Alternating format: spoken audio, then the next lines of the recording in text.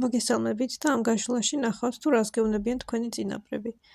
პირველი კარტი ეს არის მოთმინება და ნიშნავს იმას, რომ ამჟამად გადიხართ ერთგვარ ენერგეტიკულ ალქიმიის პროცესს და თქვენი წინაპრები აქ გეუბნებიან იმას, რომ ამ ყველაფერში არ ხართ მარტო, გექნებათ დახმარება, მინიშნებები და თავს მალე იგრძნობთ ძლიერად.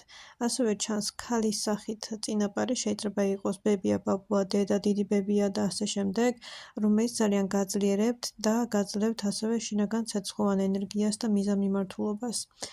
ასევე აქ წინაპრებისგან მოდის ესეთი მინიშნება, რომ თუ დგახართ არჩევანის წინაშე ან დაბნეულად გრძნობთ თავს, ეცადეთ რომ მეტად დაუბრუნდეთ საკუთარ თავს და მეტად გამოყოთ დრო თქვენს თავთან ერთად, მაგალითად აწარმოოთ დღიური, ან უბრალოდ გააკეთოთ რაიმე რაც გსიამოვნებთ, რომ უფრო მეტად შეიცნოთ საკუთარი თავი ამჟამად.